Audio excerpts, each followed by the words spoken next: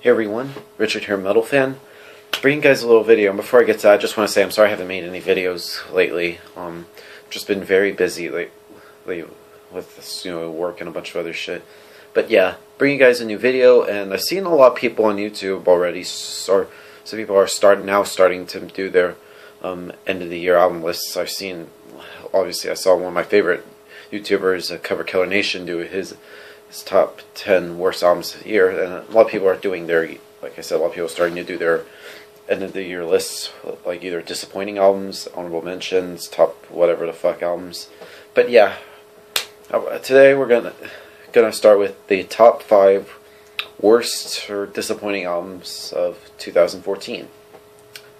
I'm gonna get a lot of hate for this list, and also I'm not including any albums that I just don't bother to listen to from bands I just don't bother listening to, like shitty ass Emir or Attila or Black Veil Brides. It's just never. I don't like those bands. I just never will.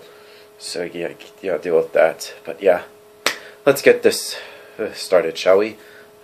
Number 5, and I'm gonna get so much hate for this. Whitechapel with Our Endless War.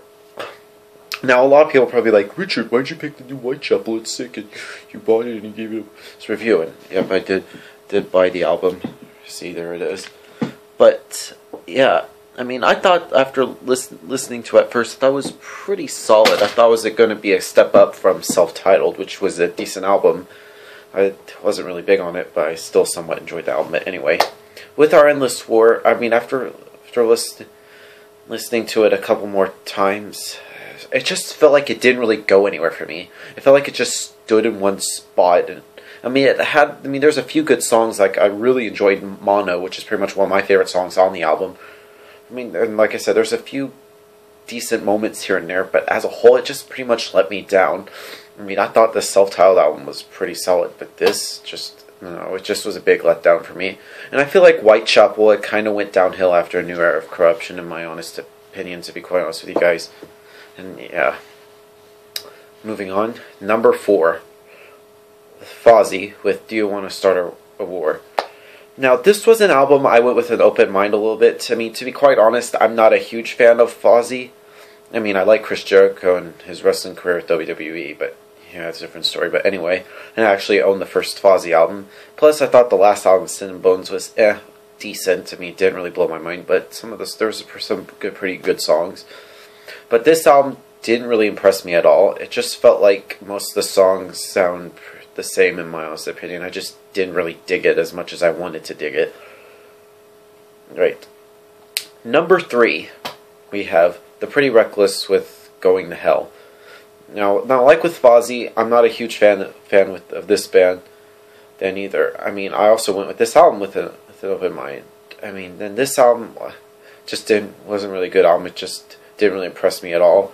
Like I said, like what I said with Fozzie, it just sounds like all the songs sound exactly the same, and it just gave me a headache. I mean, I thought the first Pretty Reckless album was pretty solid, but this, no. I mean, it has a few good songs, but as a whole, I just didn't like it. I mean, I feel like the Pretty Reckless could have potential to be better and have write and produce pretty good songs, but they just don't use it to its full potential. It just feels like it's just really pathetic.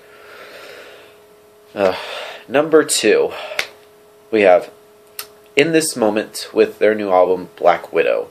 Now, I hated Blood with every fiber of my being. I just felt like it just like the song structures and how the songs came out, it just didn't really bore me. It just gave me a headache, and I was expecting Black Widow to be a step up from Blood. I wanted it to sound like something from like the first 3 albums, Beautiful Tragedy, The Dream, or Star Quest Wasteland, which are fantastic as hell. But did we get that? Fuck no. I mean, this is basically Blood Part 2. Ugh, like, what happened to this band? I mean, I feel like ever since Blood, they totally went downhill musically. I mean, I feel like their songs don't really I'm trying to figure out the right way to say this. Don't really have emotion to it. I feel like it just felt meaningless, like their first few albums did. And I feel like Maria Brink's vocals just gotten a little bit worse on this album. Like, they kind of went downhill a little bit on Blood, but this, I feel like they She kind of sounds really bad, to be honest. And what really makes me upset, just like how they're appearing. Like, I feel like she's focusing on how pretty she looks like, while the rest, and pretty much all of the media is now focusing all their attention on her rather than the rest of the band, which they don't get the attention that they deserve at all.